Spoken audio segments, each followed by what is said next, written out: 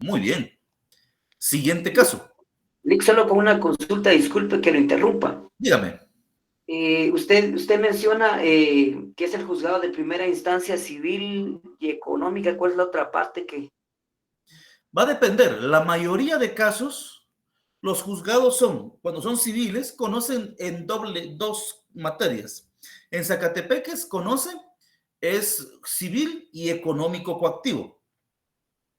Cuando hablamos civil ya lo conocemos, ¿verdad? Ustedes, el término económico coactivo. ¿Alguien sabe qué es económico coactivo?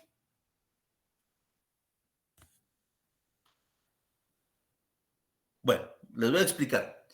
Ustedes se habrán dado cuenta que pues, en Guatemala tenemos a la Superintendencia de Administración Tributaria SAT, tenemos al IX, tenemos también lo que es el INTECAP, tenemos, o sea, son instituciones del Estado. Por ejemplo, cuando a usted le llega un cobro de un impuesto de SAT, pues automáticamente le dicen, mire, si no paga, lo vamos a procesar judicialmente, a usted le van a hacer un cobro ejecutivo. Entonces, hay un proceso que tiene el Estado. Esto lo van a aprender, si no estoy mal, en derecho tributario. El Estado tiene un proceso establecido que se le llama el proceso económico coactivo. Cuando las personas no quieren pagar los impuestos, los tributos o lo que sea, entonces la SAT, con su departamento jurídico, presenta una demanda en el juzgado, en este caso para Zacatepeques, juzgado de primera instancia civil y económico coactivo al departamento de Zacatepeques. Y ahí le van a exigir el cobro de lo que usted le adeuda al Estado. O sea, cuando hablamos de digamos que no fuera civil solamente, juzgado económico coactivo, sería un juzgado especializado solamente en conocer cobros del Estado hacia las personas. O sea, en este caso, tributos, al IX, a la SAT, al INTECAP, a la MUNI. O sea, esos son los procesos económicos coactivos. ¿Alguna duda? ¿Cómo es el procedimiento? Lo van a ver directamente en derecho tributario.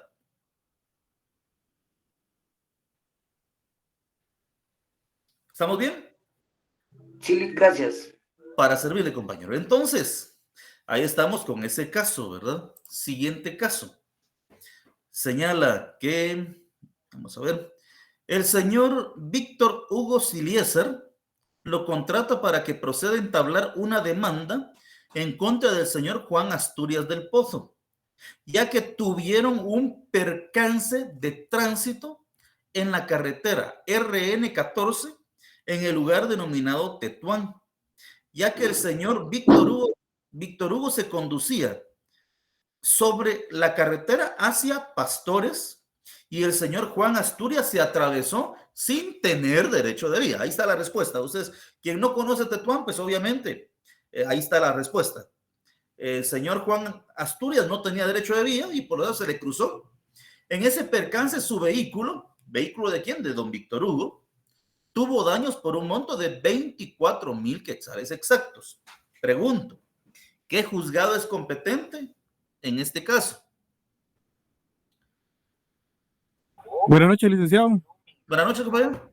Tendría que ser el juzgado de paz del municipio de Antigua Guatemala, del departamento de Zacatepeques, por el monto que es mayor a 15,000 quetzales. No podría ser en el de Pastores, en el juzgado de paz de Pastores.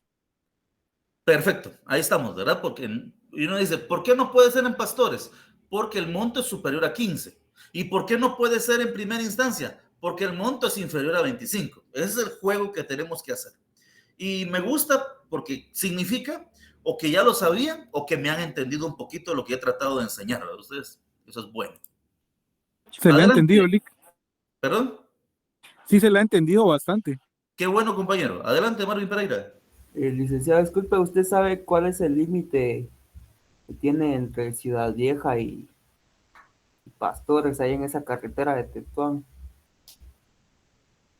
La carretera, bueno, vamos a lo que establece la ley, ¿verdad? Si son municipios que no son cabeceras departamentales, son 15,000, hasta 15,000 quetzales. Hasta 15,000. Si son municipios cabeceras departamentales, conocen hasta 25,000 juzgados de paz siempre, ¿verdad? Y si se sobrepasa 25,000, va a conocer primera instancia, salvo, en este caso, el departamento de Guatemala, que la cuantía es distinta, ya lo vimos, y unos municipios especiales, ¿verdad? Que la ley establece que tienen un cobro distinto, pero son demasiado especiales los municipios. Mi pregunta era respecto a la jurisdicción que tiene Ciudad Vieja, más que todo en dónde termina la jurisdicción de Ciudad Vieja, por decirlo así, en esa carretera de Tetuán, es que no sé Ciudad cuál es Vieja, la... Zacatepeques, mire, realmente hay un diferendo territorial hasta cierto punto. ¿Por qué? Porque anteriormente el límite de Ciudad Vieja es esa calle que sale frente a la gasolinera. De allí para adelante era Ciudad Vieja, ¿verdad ustedes? Pero hay un conflicto, no sé si hay alguien de Ciudad Vieja por aquí que nos pueda decir si estoy bien o estoy mal, que por ahí iniciaba Ciudad Vieja, pero no lo tengo muy claro. Si sucede que ahí empieza Ciudad Vieja y la calle es el límite, va a depender del sector donde fue el accidente, ustedes. Porque si es del Tetuán, donde que sale esa salida de Tetuán, digamos, hacia Dueñas, digámoslo, sería jurisdicción de Ciudad Vieja.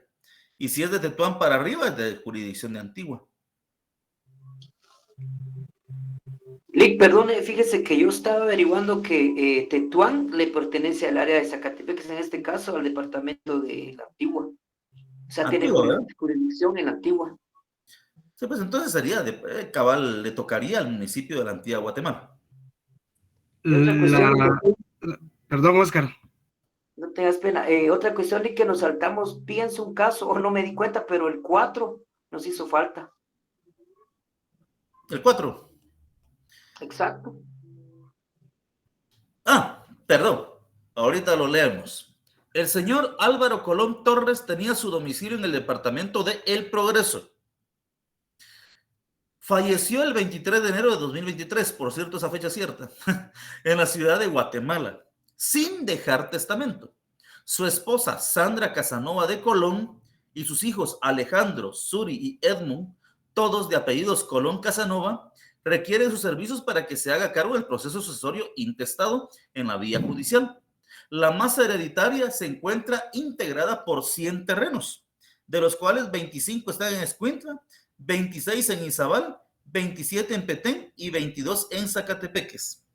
Por orden, ¿dónde sería el primer lugar que podríamos presentar esa demanda? En el Departamento de Progreso, licenciado. Muy bien, ¿por qué? Porque según la ley, en el primero de que hay que buscar es donde tenga el domicilio, o sea, su departamento, y aquí indica que es El Progreso. Perfecto, es el último domicilio conocido. O sea, entonces, primera parte en El Progreso. ¿En qué instancia? ¿O qué juzgado de paz, instancia? ¿Dónde se presentaría? En el juzgado de primera instancia civil y económico coactiva del Departamento del Progreso. Muy bien, perfecto. Después, digamos que no tuviéramos la información porque él nunca tuvo un domicilio establecido. ¿Cuál sería la siguiente opción, compañeros? ¿Dónde falleció? Donde se encuentra la mayoría de los bienes, Lick. Donde se encuentra la mayoría de los bienes. Entonces, ¿sería en qué departamento en este caso? En Petén. En Petén. ¿Por qué? Porque tiene 27 propiedades. Y en última instancia, digamos que, pues, en cada departamento tiene la misma cantidad de bienes. ¿Cuál sería la tercera opción? ¿Dónde falleció? Donde falleció. Muy bien, compañeros. Ese es el ejercicio, ¿verdad? Esa era la parte práctica y sinceramente, esa es la práctica que tienen que hacer cuando reciben en su oficina un memorial, perdón, una demanda. La persona les va diciendo, mire, fíjese que pasó esto, y usted en su mente ya va diciendo, esto es tal juzgado o esto es tal cosa, y empieza la función asesora del abogado, ¿verdad ustedes?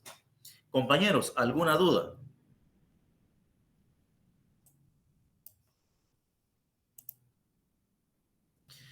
Bueno, como no hay dudas, continuamos. Hoy vamos Licenciado, perdone. Adelante.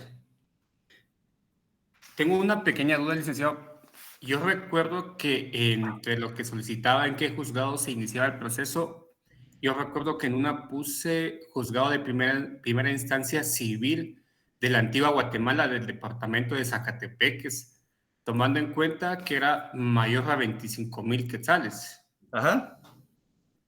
¿Estará bien o estaría mal porque escribí la antigua Guatemala y solo debía haber escrito departamento de Zacatepeques? Está mal. O sea, la respuesta yo la voy a calificar como buena. ¿Por qué? Porque tiene sentido de que no se sepan los nombres de los juzgados. Pero si uno ya para escribirlo en el memorial está mal consignado. ¿Por qué? Porque los juzgados de primera instancia son del departamento.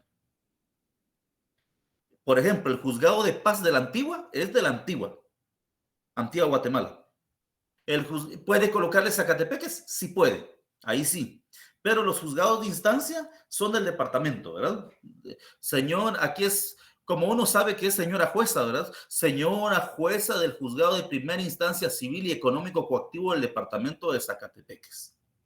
Entonces, con esto mire, todos estos días para poder ver solamente el título, a quién se dirige, ¿verdad ustedes? Lo que es nuestro memorial de demanda. Muy bien. Solo Entendido, quiero, muchas gracias. para servirle, compañero. Solo quiero que por favor vayamos al artículo 61 del Código Procesal Civil y Mercantil. Ahí dice, escrito inicial, o sea, esta es la demanda, los elementos que debe de contener la demanda civil. Entonces dice claramente, artículo 61, la primera solicitud que se presente a los tribunales de justicia contendrá lo siguiente. 1. Designación del juez o tribunal a quien se dirija. Es exactamente lo que hemos estado haciendo. Lo demás todavía no lo leemos porque eso vamos a continuar en un momento con las otras partes, ¿verdad? Ustedes. Entonces, continuamos, compañeros.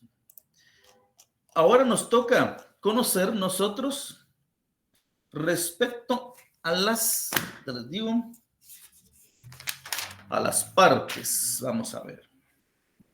Competencia. Bueno, las partes.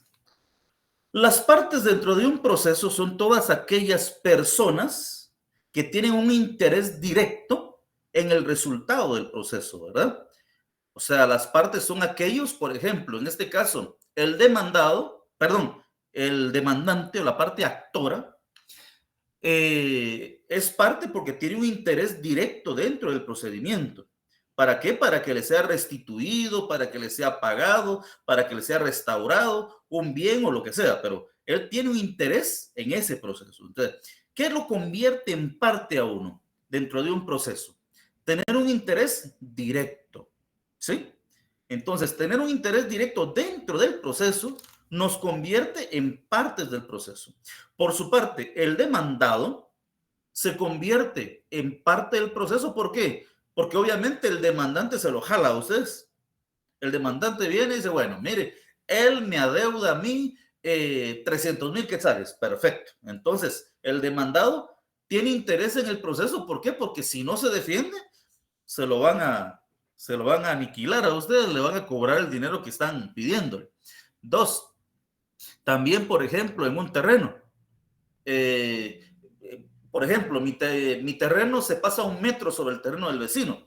El vecino viene y me demanda. ¿Y por qué? Porque él tiene un interés. ¿Cuál es el interés? Que yo me corra mi metro. ¿Y cuál es? Y me demanda. Entonces, yo soy parte dentro del proceso. ¿Por qué? Porque obviamente me han invitado de una manera coactiva para que sea parte del proceso. Pero entonces, cuando nosotros hablamos de las partes dentro de un proceso, son las personas que tienen interés directo dentro del proceso. También tenemos, esas son las partes.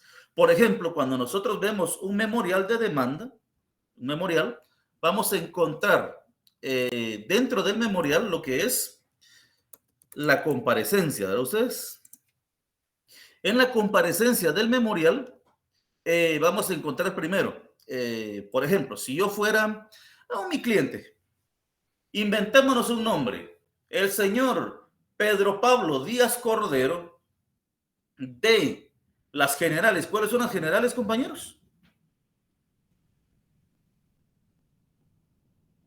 Nuestros datos personales, licenciado, Perfecto. ¿Cuáles son esos? Los que van.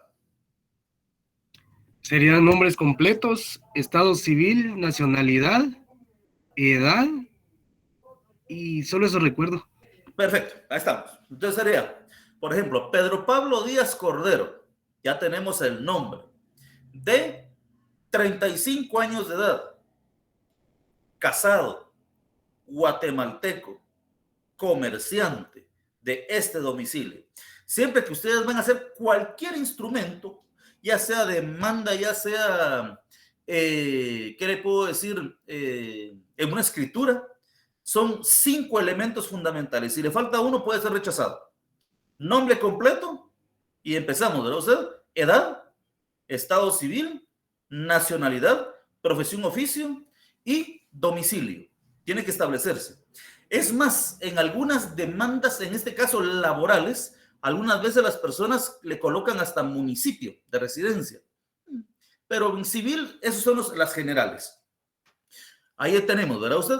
Una de las partes. ¿Quién es esta parte que te estoy presentando? El primero siempre es el demandante. Siempre. Entonces, Pedro Pablo Díaz Cordero, de 35 años de edad, casado, guatemalteco, comerciante de este domicilio. ¿Quién se identifica con el documento personal de identificación? Y va el documento personal de identificación. Entonces, eso es la comparecencia de quien está demandando. Voy a pasar un poquito en otro área que no nos corresponde ver todavía. Y empezamos. Muy bien. Sería quien puede ser notificado. Ya voy estableciendo el lugar para recibir notificaciones. Quien puede ser notificado en. No se les olvide que hoy podemos colocar 2 formas. 1, la persona puede ser notificada en un lugar específico, que tiene que ser dentro del perímetro urbano. Por favor, no se les olvide eso. Dentro del perímetro urbano de donde está el juzgado que estamos utilizando para presentar nuestra demanda. Un ejemplo, si es... usted está demandando en el municipio de la Antigua Guatemala, donde tiene que establecer su domicilio, su dirección para recibir notificaciones, obviamente en el casco municipal de la Antigua Guatemala. No puede establecer usted una dirección para recibir notificaciones, por ejemplo, y recibo en la aldea, ¿qué le digo?, de San Bartolomé Becerra. No se puede, tiene que ser dentro de eso, y lo vamos a ver después. Eso lo estoy mencionando. Después de eso tenemos, actualmente, pues ya casi no se usa lo que es la dirección física. Hoy se utiliza lo que es el casillero electrónico, ¿verdad ustedes? El casillero electrónico es una cuenta que el organismo judicial le apertura a cada abogado cuando le toca su juramentación. Entonces, cuando le toca su juramentación, a usted le asignan un casillero electrónico. Según me indicaba la última persona que fue a pedir juramentación, hoy es el número de DPI, el número de casillero electrónico. El mío no era así, el mío es JL 00003401. Yo me gradué en el año 2014, todavía asignaba un número distinto. Hoy, pues el número es el número del DPI. Ese número le corresponde al abogado, ¿verdad? Ustedes por eso. Continuamos con las partes siempre. Ya dijimos que es el señor Pedro Pablo Díaz Cordero, con las generales correspondientes, con su documento personal de identificación, quien establece el lugar para recibir notificaciones, tal dirección, quien actúa bajo el auxilio del abogado, digamos, José Vidal López Portillo. Muy bien, ahí terminamos la primera parte. ¿Quién comparece en este caso? El demandante. Ahora viene, ¿verdad? Y procedo a plantear demanda. En este caso, un juicio ordinario, juicio ordinario, ¿qué le digo? Por división de la cosa común, aunque ese es oral, en contra de, y aparece la otra parte. O sea, Esas son las dos partes en conflicto y por lo tanto son las partes procesales. Después tenemos nosotros terceros procesales. Los terceros procesales son aquellas personas que van a participar dentro del proceso, pero que no deben o no tienen ni un interés en el proceso. Podemos hablar de terceros procesales, los testigos a ustedes.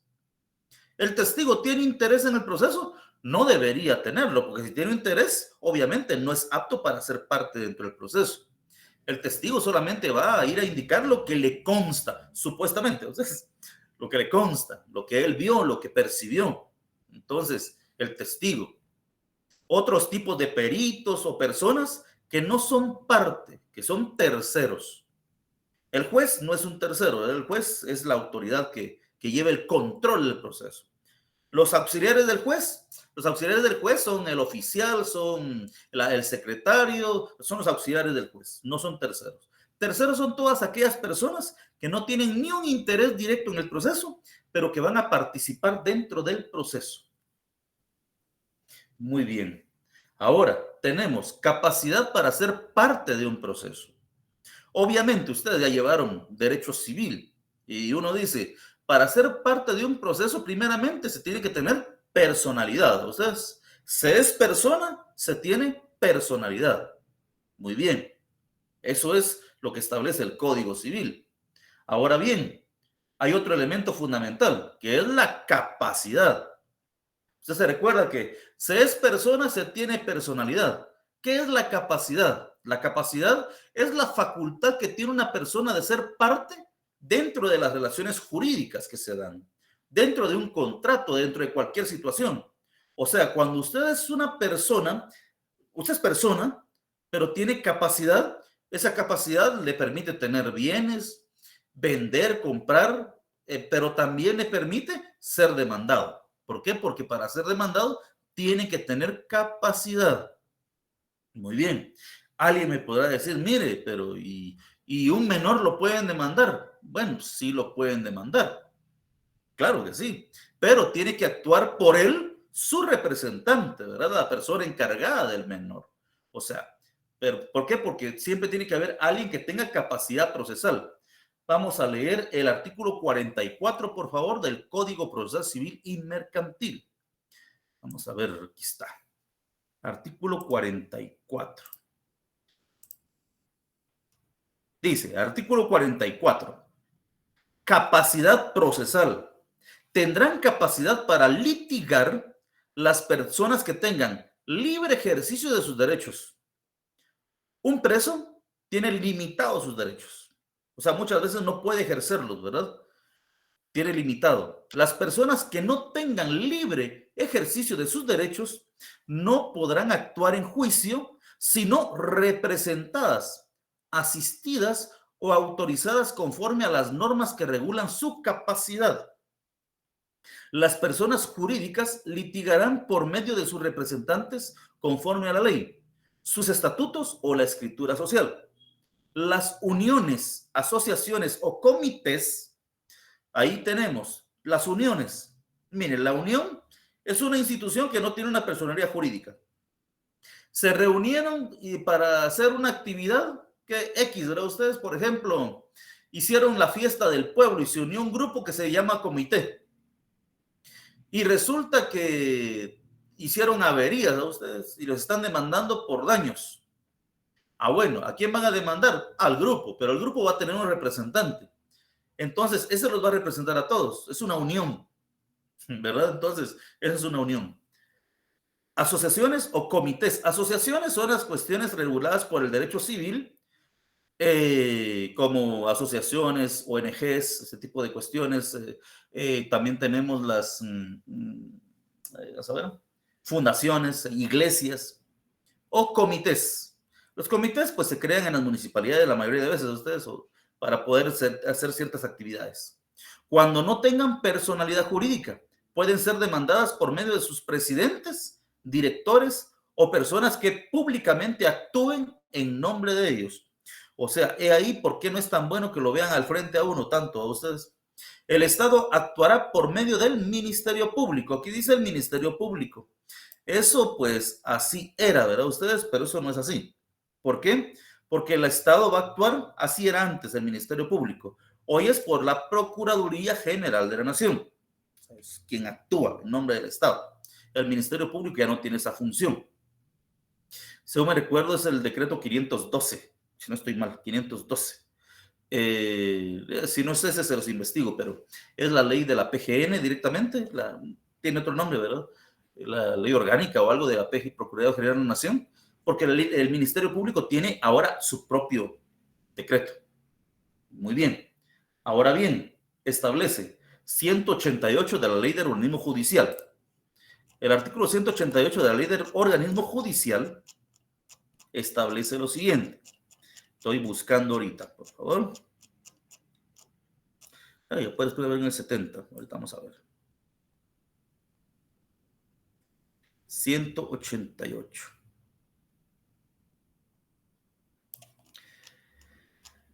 Ahí estamos. 188 dice, mandatarios judiciales. Las personas hábiles para gestionar ante los tribunales que por cualquier razón no quieran o no puedan hacerlo personalmente, o a las personas jurídicas que no quieran concurrir por medio de sus presidentes, gerentes o directores, pueden comparecer por medio de mandatarios judiciales a cualquier acto siempre que tengan conocimiento de los hechos objeto del proceso.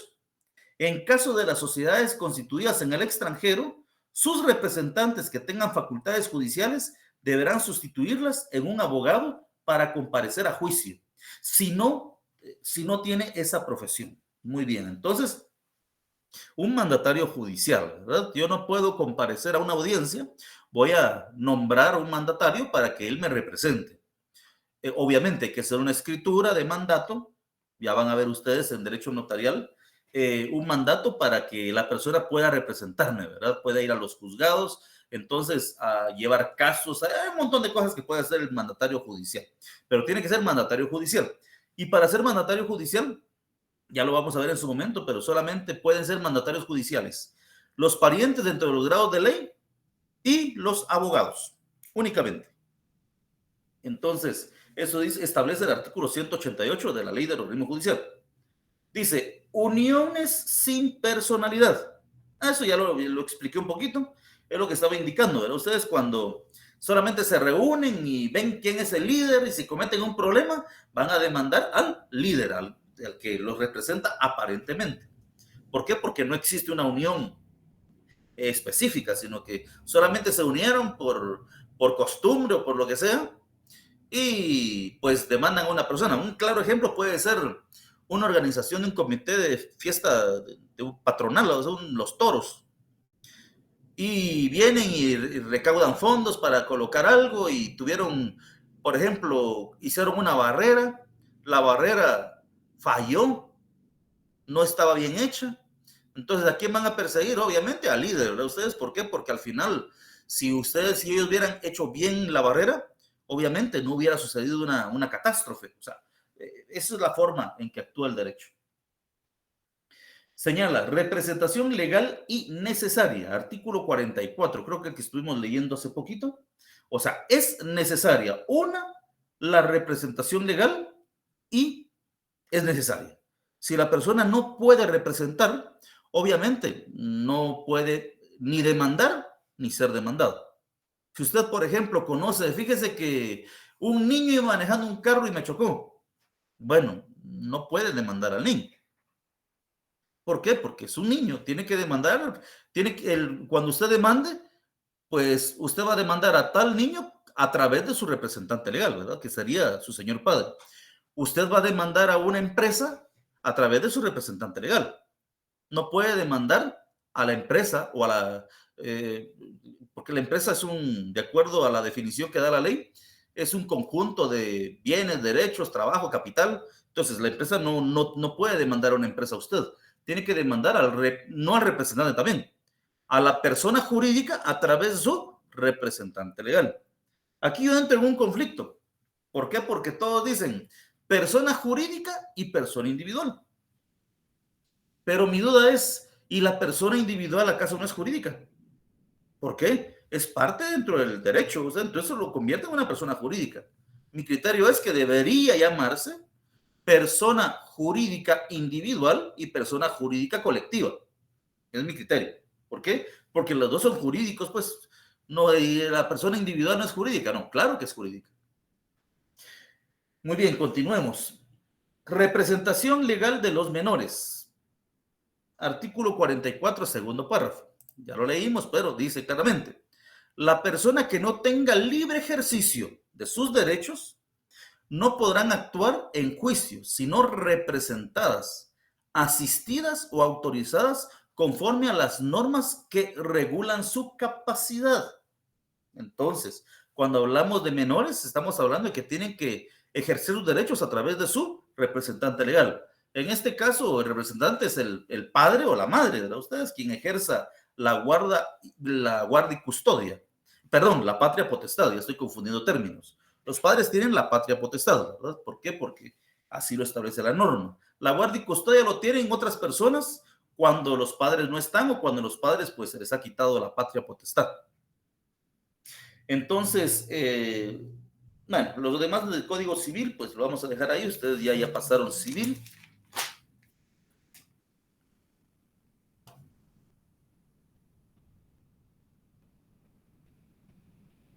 Muy bien. Continuamos. La regulación de las representaciones. ¿Cómo se regula la representación legal? Vamos, artículo 45 del Código Civil, por favor. Los representantes deberán justificar, esto es elemental, deberán justificar su personería en la primera gestión que realicen, acompañando el título de su representación. Muy bien. Ahora, como ya llevaron derecho civil, cuando es un menor de edad, ¿cómo se hace valer esa representación? A través de los padres, licenciado. Pero ¿cómo lo hace ver? ¿Cómo lo hace valer? Aquí dice claramente que en ese momento, ¿verdad? Usted va a acudir al juzgado y tiene que llevar algo para demostrar que usted es quien dice ser. ¿Cómo lo acredita? Un certificado de nacimiento. Ahí estamos, ¿verdad? Usted es certificado de nacimiento. ¿Por qué? Porque si yo digo que soy padre es porque ahí está el certificado de nacimiento y ahí pues yo comparezco, ¿verdad? Y ahí estamos con la comparecencia. Siempre estamos en la primera parte, en donde están las partes, ¿verdad? Ustedes, por ejemplo, yo, en este caso, digamos que yo actúe como mandatario. José Vidal López Portillo, mandatario, y actúo de esa manera, como mandatario. Cuando uno se apersona como mandatario, ¿cuál es el título con el cual tiene que acreditar tal extremo? ¿Con un mandato, Lic? Con un mandato, ¿verdad? Y en este caso, un mandato judicial. Muy bien. Entonces, si soy representante legal de una sociedad anónima, ¿cómo ejerzo ese derecho?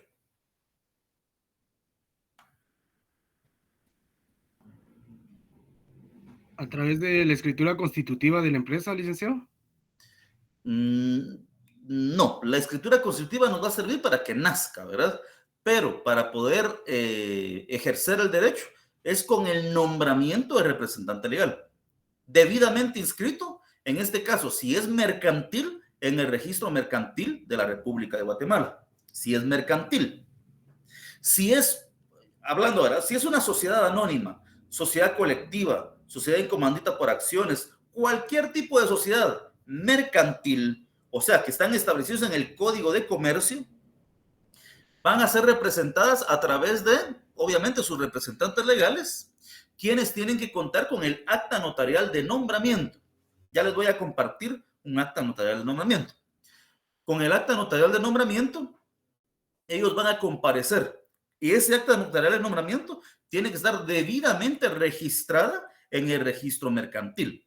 Por el contrario, si estamos hablando, por ejemplo, de iglesias, asociaciones, ONGs y ese tipo de instituciones, también tienen que comparecer con su nombramiento. Solamente que ese tiene que estar debidamente registrado en lo que es el registro de personas jurídicas. Ustedes lo van a escuchar como REPEJU. ¿Alguien ha escuchado del REPEJU? No, Lick, ese sí no. Bueno, ahí se recuerdan porque también da pisto, muchachos. Miren, el registro de personas jurídicas. Así como hay un registro mercantil que a usted viene y usted hace la escritura de constitución de una sociedad anónima, lo ingresa al registro mercantil, ingresa el nombramiento de representante legal, bueno, también puede inscribir, por ejemplo, una ONG. Para inscribir la ONG, usted viene y otorga la escritura, sí, el registro de personas jurídicas, otorga la escritura de constitución de la ONG, va al registro de personas jurídicas, lleva su expediente, paga lo que corresponde e inscribe. Le validan la escritura, ellos hizo, miren, el registro mercantil es poco, ¿qué le puedo decir? No son muy exigentes, pero el REPEJU sí es exigente. Un simple error y le rechazan el documento. Y por cierto, cualquier documento que le rechacen cuando ya lo ingresó, por ejemplo, si es un nombramiento que llevan 100 quetzales de timbre, usted especialmente en el registro mercantil o cualquier, esos, si se lo rechazan, obviamente usted sabe que tiene que pegarle otro. No puede usar el mismo. ¿Por qué? Porque es prohibido. Ustedes, entonces, si le rechazaron el nombramiento, obviamente usted sabe, bueno, tiene que hacer otro nombramiento y pegarle otro timbre de 100. ¿Por qué? Porque el otro ya no vale, o sea, ya quedó anulado. Entonces, eso con respecto a los nombramientos. Entonces, ya sabemos que cada quien actúa con su nombramiento. Entonces, continuemos con la lectura. Dice el segundo párrafo. Adelante, Wilson Gómez. Lick, perdón, solo podría repetir con qué documento dijo que se podía representar a un menor. A un menor con la certificación de la partida de nacimiento. Muchas gracias. Para servirle, compañero. Establece, segundo párrafo, no se admitirá en los tribunales credencial de representación que no esté debidamente registrada en la oficina respectiva. Es lo que les estaba comentando. Muy bien. Ahora, representante común, artículo 46. Cuando son varios los demandantes, esto pues en algún momento lo leímos al principio, ¿verdad? Ustedes como se me fue el término ahorita, vamos a ver. Alguien que lo tenga en la mente ahí, vamos a ver. Lo tenemos aquí, vamos a ver.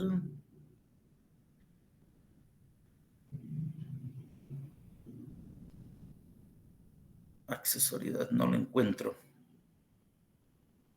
No le hice, me fue el término. Acumulación. En la acumulación de procesos. Entonces, cuando hablamos de acumulación de procesos, nos referimos exactamente a esto, de un representante común. Cuando sean varios los demandantes o demandados que representan un mismo derecho, están obligados a unificar su personería. Si no lo hicieren, pasado el término que el juez les señalare, a solicitud de parte se designará de oficio al representante común. O sea, el juez le dirá, miren, no podemos tener a 25 personas aquí metidas. Vamos a nombrar a tal persona para que los represente a todos. O sea, es una acumulación. Hay gente que dice, mire, pero están violando nuestro derecho, por ejemplo. Ustedes, un representante común, por ejemplo, en la invasión de terrenos. Cuando las personas invaden un terreno, son muchos. Entonces, obviamente los van a demandar a todos, ¿no? Ustedes. Pero tienen que nombrar un representante común porque no van a entrar todos al juzgado.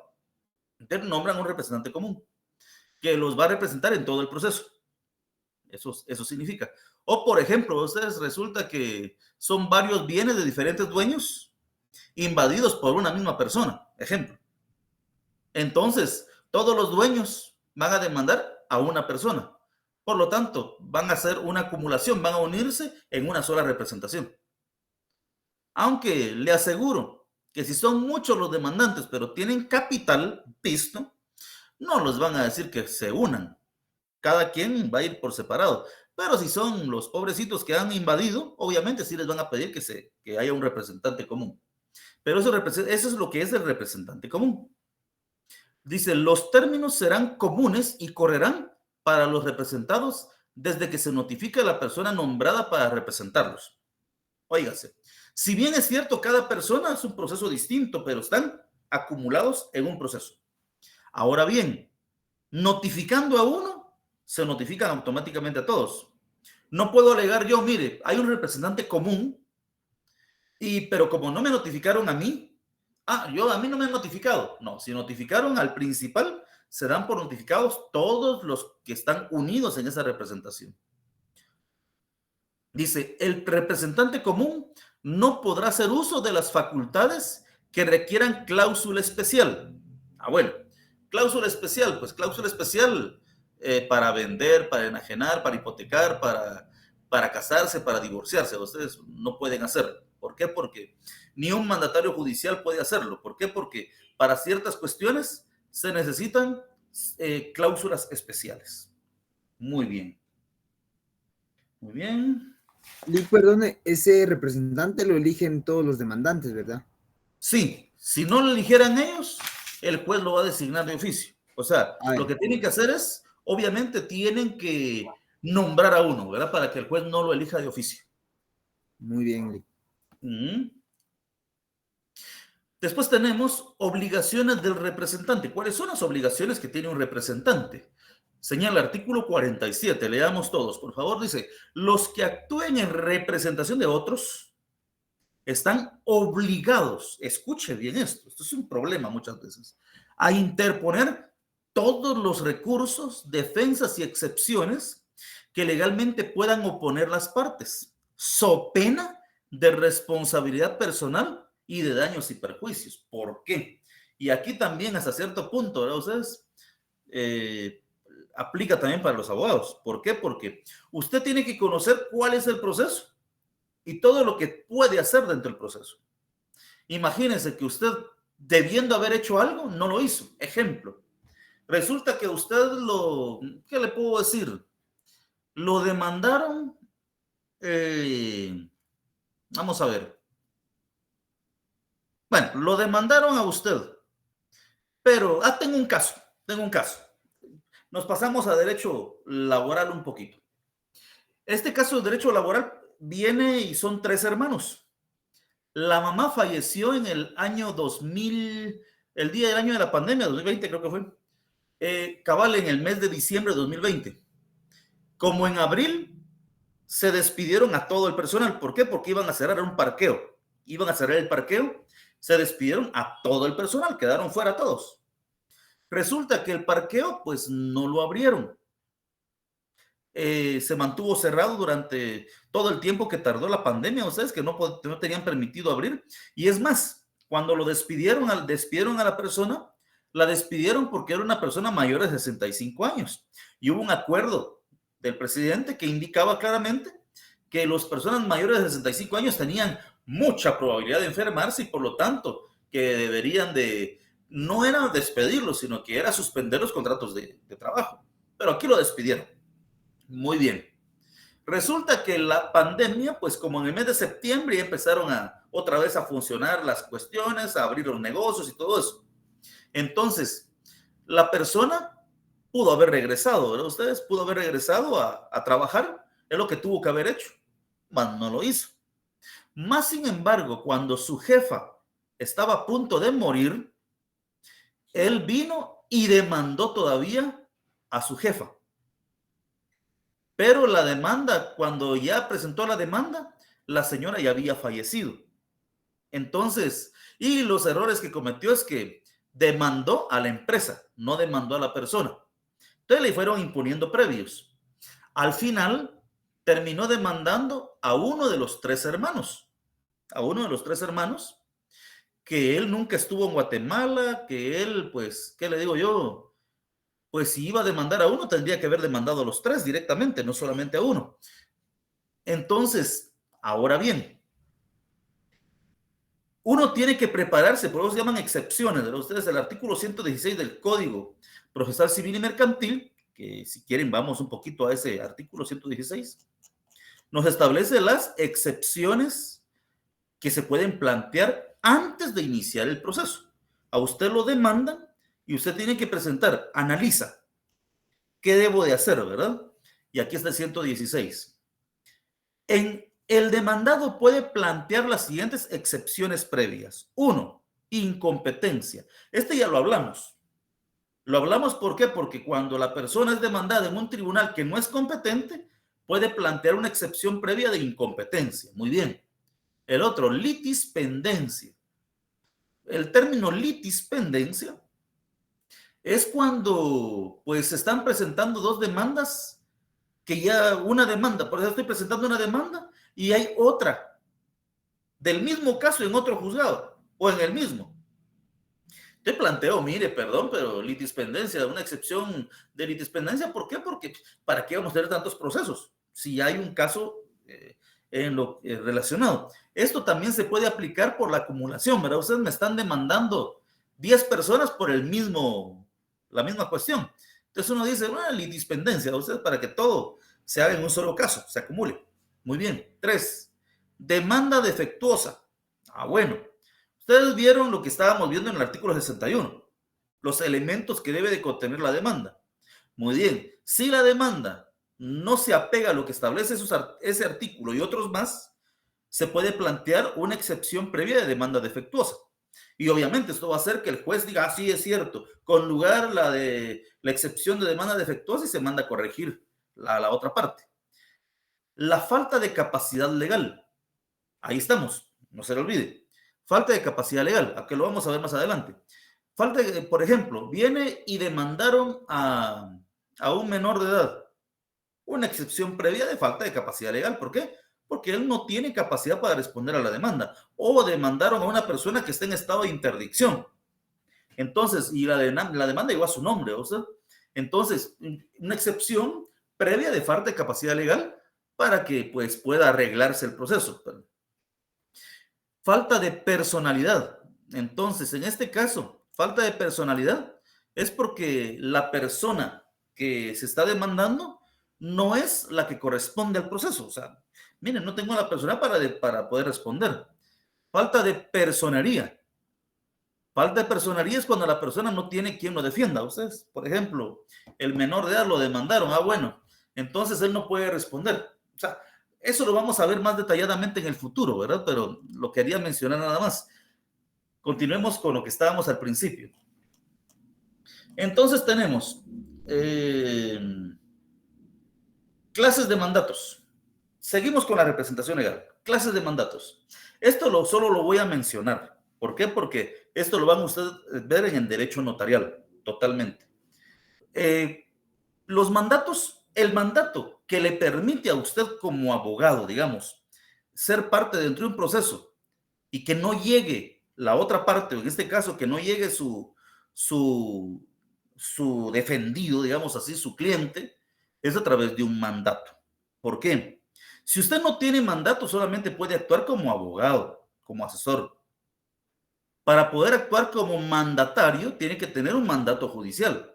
Un mandato judicial, ¿para qué? Para que usted pueda ser parte dentro del proceso sin necesidad de que llegue su patrocinado, en este caso su cliente.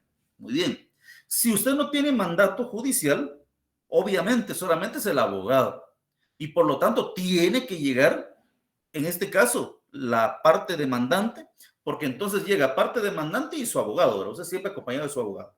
El abogado solamente puede llegar solito cuando tenga mandato judicial. Si no tiene, no puede. Muy bien. El mandato también puede ser mandato general. El mandato general es aquel que le permite a la persona actuar en cualquier gestión administrativa, digámoslo así, del mandante. Ese es el mandato general. ¿Quiere ir a SAT? Bueno, tiene mandato general. ¿Quiere ir al IX? Tiene mandato general. ¿Quiere ir a una MUNI? Tiene mandato general. Puede actuar. Salvo para aquellas cosas en las que necesite cláusula especial. La cláusula especial, pues, es aquella en donde la persona, aunque tenga un mandato general, pues no puede actuar porque se necesita cláusula especial. Miren, ¿a qué se le llama cláusula especial? En la escritura de mandato se agrega un apartadito, una cláusula que indica, ¿verdad? Se le autoriza al mandatario vender la finca número tal, folio tal, libro tal. Esa es una cláusula especial. ¿Qué significa eso? Que el mandatario podrá vender esa propiedad.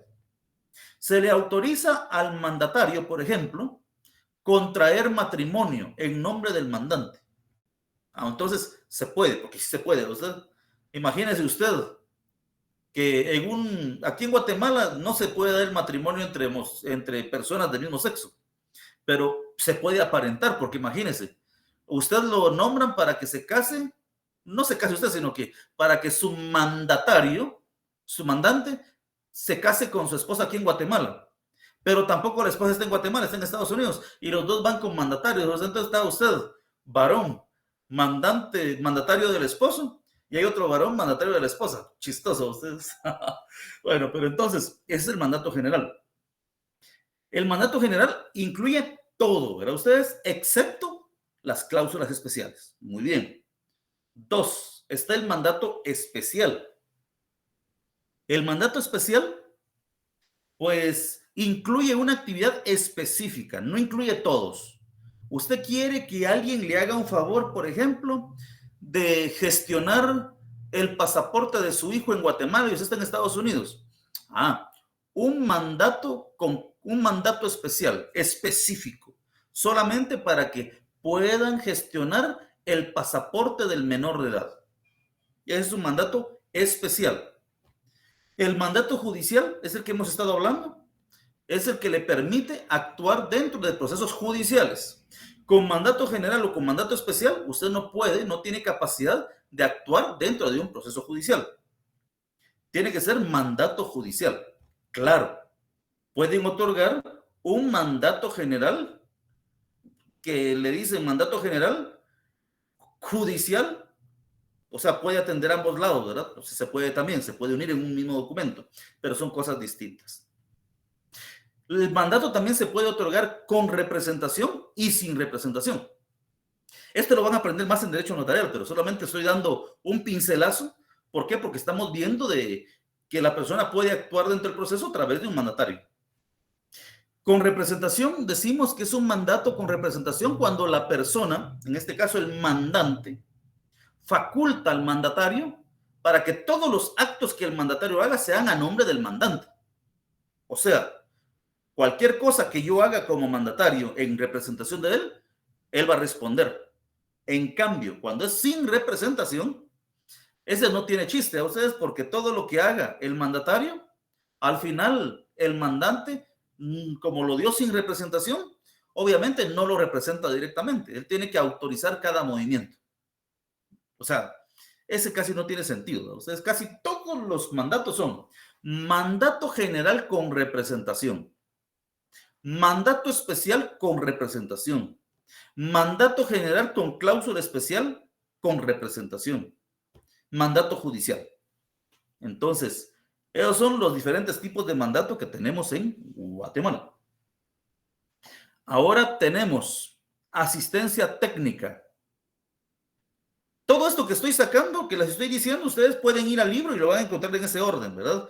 Ahí más profundizado, pero nosotros vamos dando pincelazos de todo, pero espero darme a comprender, porque a mí me interesa. Ahí tienen doctrina y también tienen un poco de legislación.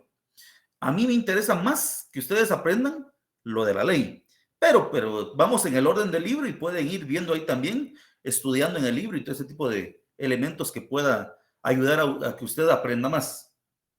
Entonces, asistencia técnica del abogado. Ahí llegamos a nuestro chance, nuestro chance. Dice, artículo 196 de la ley del organismo judicial. 196 de la LOJ. Vamos a ver si lo tengo abierto todavía.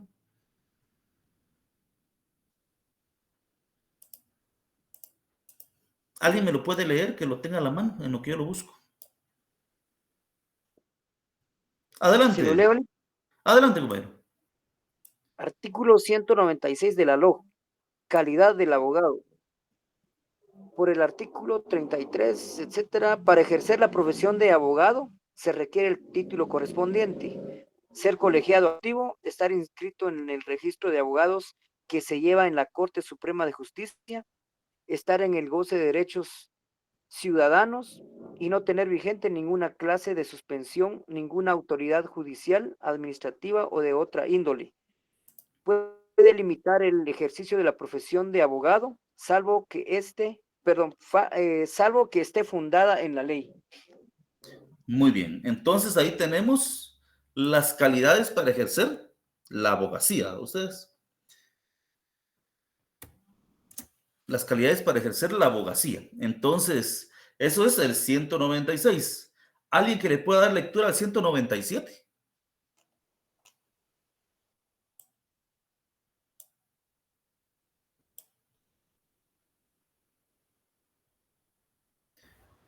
Adelante. Artículo 197. Actuación de los abogados. Las demandas, peticiones y memoriales que se representen a los tribunales de justicia deberán ser respaldados con la firma y el sello del abogado colegiado. Y sin ese requisito no se dará curso a ninguna gestión. El abogado es responsable del fondo y de la forma de los escritos que autorice con su firma. No es necesaria la intervención de un abogado en los asuntos verbales de que conozcan los juzgados menores, en las gestiones del Ministerio Público, cuando el cargo no esté servido por profesionales y en los demás casos previstos por otras leyes. Muy bien. Ahí está el artículo que condiciona, ¿verdad usted? Todos los procesos dentro de lo civil tienen que ser firmados por abogado, firmado y sellado por abogado. O sea, las demandas y peticiones y memoriales que se presenten a los tribunales de justicia deberán ser respaldados con firma y sello del abogado colegiado. La excepción a la regla son los juicios de ínfima cuantía, o sea, menores de 10,000 quetzales, que se llevan en juzgados de paz. Juzgado de ínfima cuantía, obviamente, no necesita el apoyo o la asesoría de un abogado, en ese caso. ¿Significa que no va a llevar abogado? Puede llevar, es un derecho de la persona. Pero lo que le están indicando es que no es necesario, ¿verdad? 198. Derecho de los abogados. Los tribunales y jueces dejarán a los abogados en la justa libertad que deben de tener para sostener por escrito y de palabra los derechos de sus clientes. Los abogados deben de proceder con arreglo a las leyes y con el respeto debido a los tribunales y autoridades. Serán citados por estas con el decoro correspondiente y no se les interrumpirá desconcertará, cuando hablen en los estrados, ni se coartará directa ni directamente el libre desempeño de su alta investidura, e igual trato deberán darles las autoridades a funcionarios y empleados de la administración pública, de cualquier jerarquía. Los tribunales darán a los abogados el trato respetuoso inherente a su investidura. Entonces, ahí la ley nos establece claramente, ¿verdad? Que pues eso es el ejercicio de la abogacía y el notariado. Especialmente aquí estamos hablando de la abogacía. Entonces, vamos a ver. Solo voy a subir algo. Asistencia a clases. Entonces, pues ya sabemos, ese es el fundamento, ¿verdad? ¿Ustedes alguna duda que tengamos hasta el momento?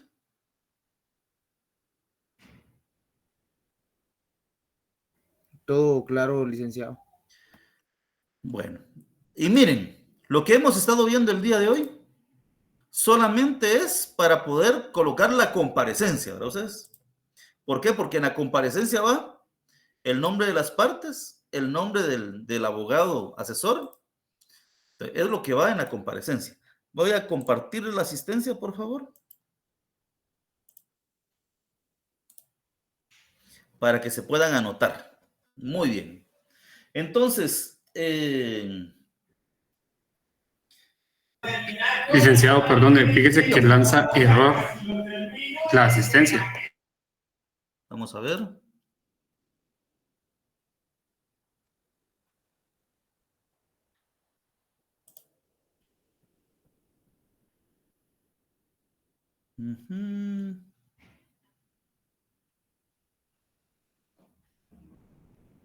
Está abierta.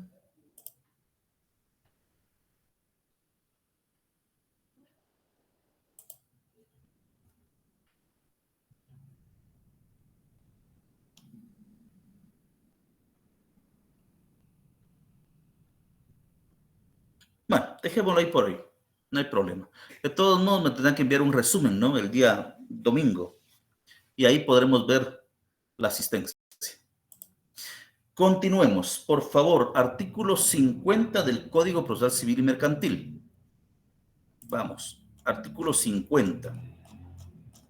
Dice de la siguiente manera el artículo 50. Asistencia técnica. Estábamos viendo a través de la ley del organismo judicial. Hoy del Código Civil y Mercantil.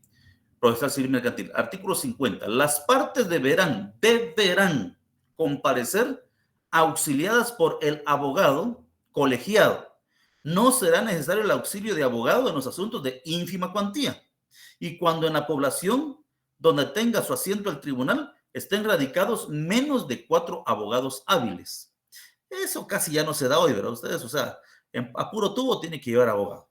Excepto en los casos de ínfima cuantía. Ahí se recuerdan, ¿verdad? Ustedes de eso podría ser pregunta de examen, ¿no?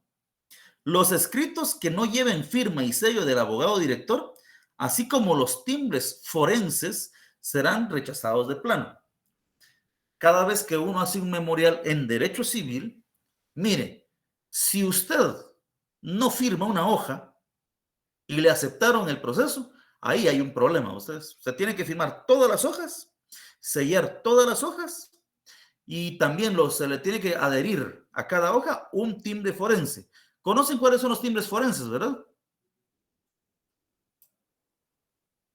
Sí, licenciado. Unos rojitos. Todos los conocen, espero que sí. Si no, pues ahí colocan en internet timbre forense y van a aparecer. Son unos rojitos. Esos rojitos se le adhieren a cada hoja del memorial de demanda. Solo al memorial. Los documentos adjuntos, los medios de prueba no llevan, ¿verdad? Solo el memorial. En todas las actuaciones en donde usted vaya a actuar como abogado, debe de llevar timbres forenses. Aún así sea una petición a un juzgado, un documento que usted dirija, por ejemplo, al Ministerio de Finanzas Públicas, una solicitud a cualquier institución donde va a actuar como abogado, siempre lleva el timbre forense para que sea válido. Entonces, ya casi vamos a terminar, compañeros. Muy bien, ya sabemos claramente, dice, no son necesarios a los abogados en la ínfima cuantía, de acuerdo al artículo 50 y 211 del Código Procesal Civil Mercantil y 197 de la LOJ. Muy bien. Entonces, la legitimación. Ese es otro elemento. La legitimación. Para ser parte, necesita estar legitimado. Ahora, ¿qué es estar legitimado? ¿Quién piensa? Alguien que me pueda dar su idea de qué es estar legitimado.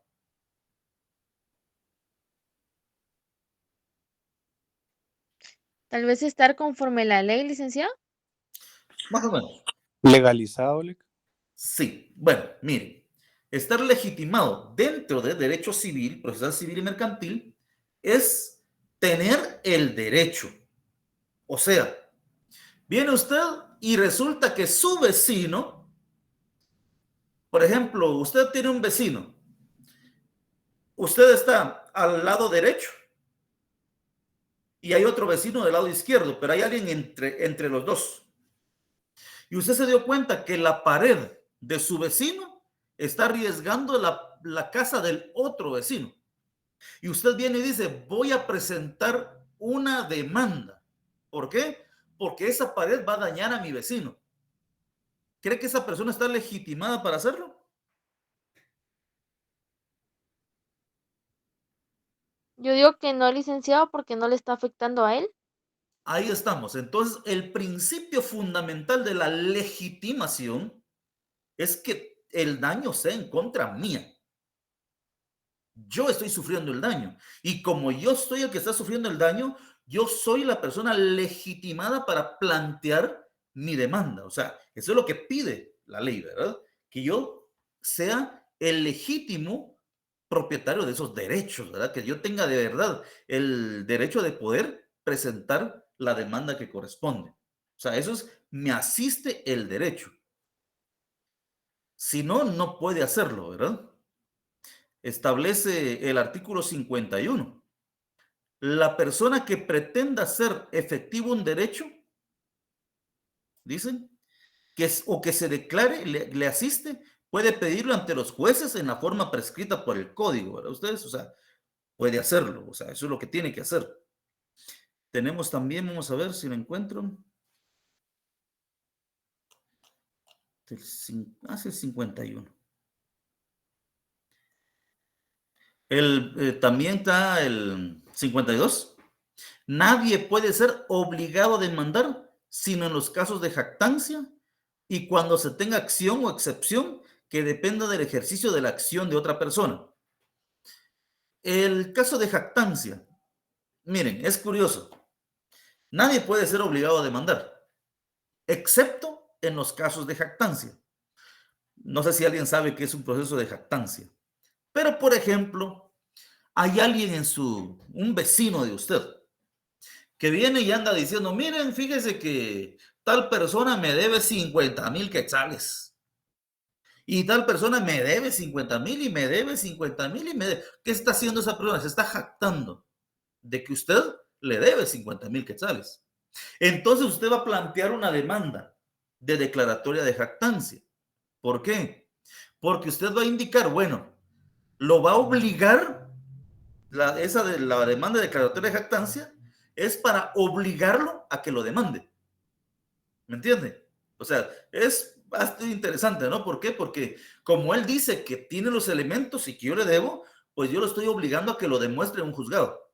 Porque si no lo demuestra, yo voy a poner una demanda en contra de él, ¿verdad usted? O sea, ¿se da cuenta? Eso es el objetivo de la declaratoria de jactancia. Es el único caso en donde a mí me pueden obligar a demandar por hablador, por lengua larga, ustedes, por estar diciendo cosas que no corresponden. Entonces, mis estimados compañeros, preguntas.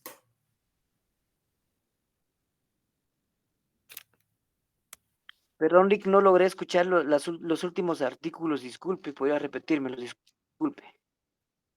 Bueno, los últimos artículos que mencioné, el último artículo que mencioné es el 50, y ahorita le digo. Fue el 51 y 52. La pretensión procesal, 51. Y la provocación de demanda, 52. Gracias, Rick, muy fino.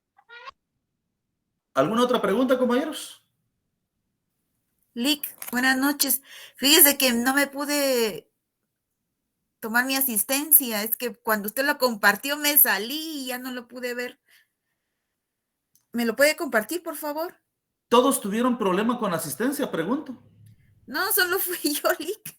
No. Sí, licenciado. Licenciado, no se podía colocar la asistencia. No, licenciado, no se puede. No tenga pena, compañera. Todos tuvieron el problema con la asistencia. Por lo tanto, vamos a usar otro método para poder pasar la asistencia.